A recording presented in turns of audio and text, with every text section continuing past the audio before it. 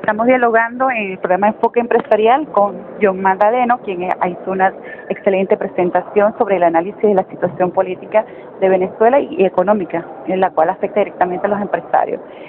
Politólogo, bienvenido al programa Enfoque Empresarial. Gracias por atendernos. Un placer, muchas gracias por la invitación. John, en el esquema del diálogo que ha incursionado el gobierno, que ha empezado un primer paso, nosotros hicimos un análisis hace poco y decíamos que era una forma como de diagnóstico para validar un poco la información, lo que se escucha a nivel de redes sociales, a nivel de las ruedas de prensa de los representantes gremiales, validarlo de primera mano. Pero ya ha pasado más de un mes. ¿Cuál es el balance o el efecto de las decisiones internas en materia política y cómo ves la afectación o el impacto hacia el lado empresarial? Bueno, el primer efecto que creo que tienen las disputas internas, las diferencias que hay en el seno de la coalición chavista es, en lo que toca al sector empresarial, es el diseño de política económica. Si se sabe que hay un sector del chavismo un poco más ideológico, que sea un poco más dogmático, que cree firmemente en la idea de la planificación estatal de la actividad económica, en los controles de precios, de cambio, en fin, en los elementos básicos de las políticas del socialismo del siglo XX, y se sabe que hay un sector un poco más moderado, un poco más pragmático, que cree en la idea de una economía, en donde se le deje algún espacio, sea residual o no, pero se le deje algún espacio al sector privado, se le permita operar, se le deje algunos márgenes de rentabilidad. Es decir, estas dos visiones, por supuesto, están en el seno de la coalición. Entonces, el efecto práctico de esta diferencia que existe entre ellos ha sido, por supuesto, que no hay condiciones, no ha habido en la mayor parte del tiempo, por lo menos en el año 2005, 2006, no ha habido condiciones favorables para que la empresa privada pueda operar, a sus anchas, ¿no? Podría estimularse mucho más la inversión privada si las expectativas económicas futuras del país fuesen mejores, pero no lo son en virtud de, primero, la cantidad de controles que hay. Segundo, las cargas actuales en la empresa privada. Todos los parafiscales, los impuestos. Sí, y hay una imagen muy patente de esto que estoy diciendo para que la audiencia lo vea con mucha claridad. Las consecuencias de la ley del trabajo. Claro.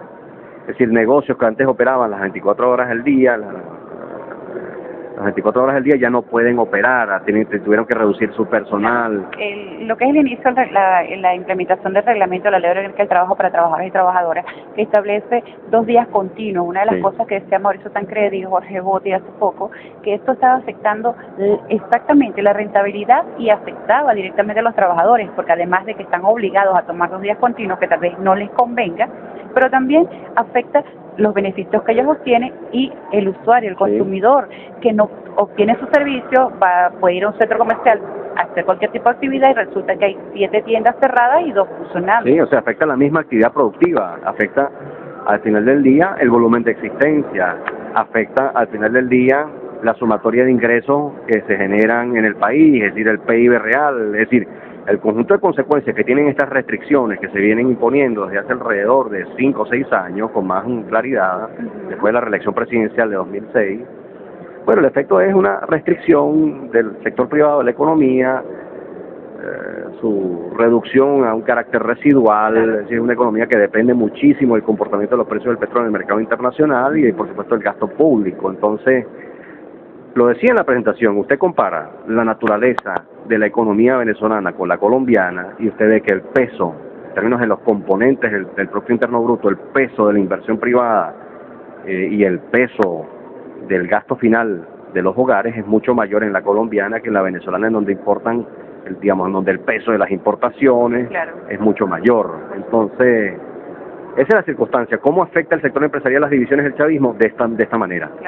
Es decir, por intermedio del diseño de una política económica que no estimula a los inversionistas.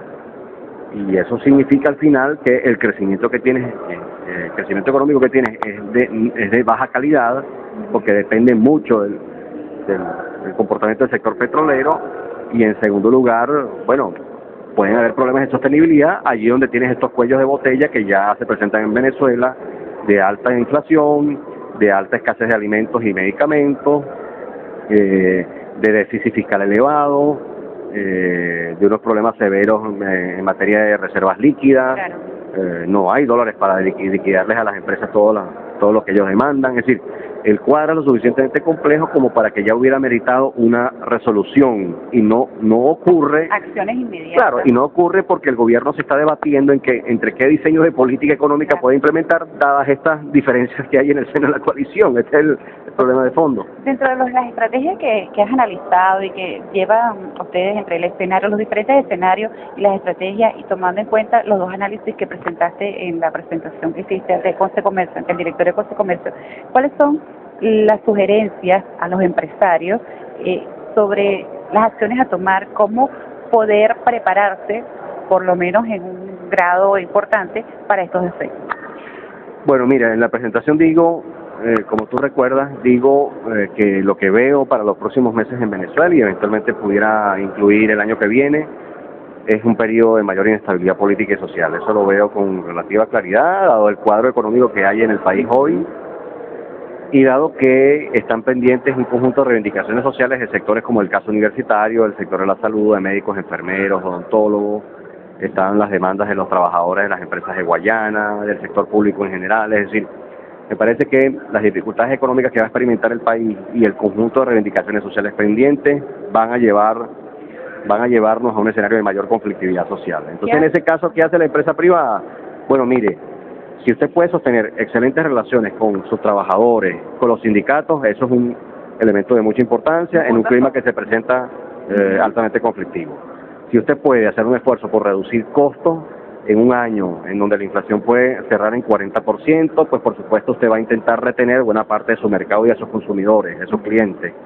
Si usted puede hacer esfuerzos, por ejemplo, para aumentar el volumen de existencias, precisamente en previsión de este problema recurrente de la escasez, bueno, no solo que contribuye a la satisfacción de la demanda interna, sino que eventualmente puede ganar mayor participación de mercado. Pues, es decir, usted está viendo la posibilidad que sigan presentándose estos problemas de escasez en algunos productos, y usted está nadando contracorriente, precisamente, bueno, aumentando el volumen de existencias. Es una estrategia riesgosa, pero bueno, al final del día tiene dividendos también para las empresas que están produciendo más.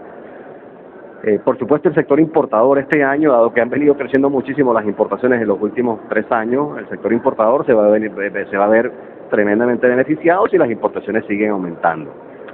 Es decir, sí hay medidas que se pueden tomar, digamos, para encarar exitosamente lo que pareciera dibujarse en el horizonte como una crisis socioeconómica, pero la clave está en que el empresariado se anticipe, que no espere que le reviente la crisis en la cara para poder hacerlo. Es necesaria una planificación estratégica y el estudio de los escenarios. Por escenarios, así es. Exactamente. Muchas gracias. Estuvimos dialogando con John Magdaleno, politólogo. Gracias por estar en nuestro programa Enfoque Empresarial.